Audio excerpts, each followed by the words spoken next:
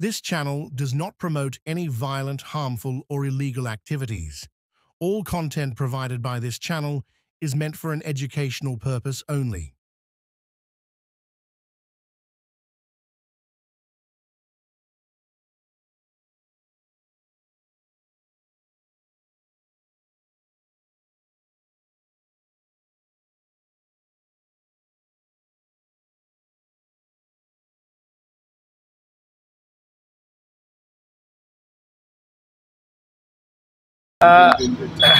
গতকাল কেন তারও 2-3 দিন আগে থেকেই রাজ্যের বিভিন্ন রাজনৈতিক দল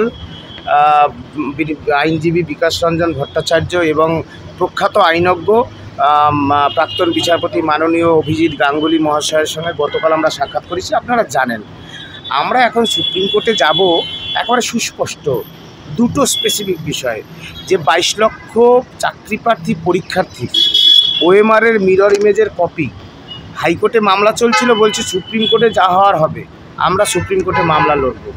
কেন প্রকাশ হবে না? তাহলে জানা যাবে কারা দুর্নীতির সুবিধা পেয়ে শিক্ষকতার মতো শিক্ষাকর্মীর মতো চাকরিটা নিয়েছে, কারা নেয়নি। আমরা যাচ্ছি আজকে সুপ্রিম কোর্টে দিল্লির উদ্দেশ্যে এই কারণে যে সুপ্রিম কোর্ট নির্দেশ দিয়েছে যারা ইতিমধ্যেই অযোগ্য বলে র্যাঙ্ক জাম বা এক্সেট্রা অযোগ্য বলে চিহ্নিত হয়েছে তাদেরকে রাজ্য সরকার এখনও টার্মিনেট করেনি। সুতরাং এটা আইনকে ভায়োলেশন করা।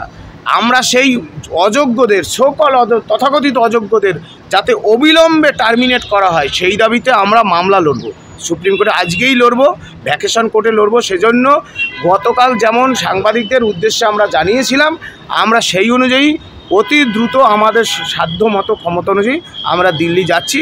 আমরা আমাদের সর্বোচ্চ আত্মত্যাগের বা চেষ্টার মধ্য দিয়ে আমরা এই কাজটা করার চেষ্টা করছি। জানেন, আপনারা বলেছি যে দেশের মাননীয় প্রধানমন্ত্রী গত বছর বর্ধমান সভায় বলেছিল এই প্যানেলে অনেক যোগ্য আছে, কারো চাকরি যাওয়া উচিত নয়।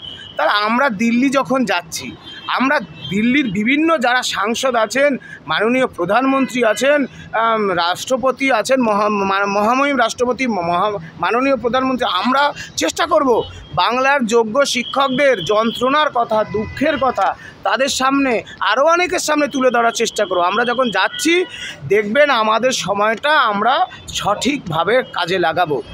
আমরা চেষ্টা করছি সব অংশের মানুষের কাছে পৌঁছানোর বাংলায় কি চলছে। আমরা দুজন যাচ্ছি, আমরা তো দিল্লিতে কখনো এই আইনের ব্যাপারে সুপ্রিম কোর্টে যাইনি। মাননীয় ইন্দ্রজিৎ মণ্ডল, যিনি দীর্ঘ এই এসএসসির মামলায় প্রথম দিন থেকে সুপ্রিম কোর্টের লড়াই এবং রাস্তার লড়াই আছে, তিনি আছেন আমাদের সাথে।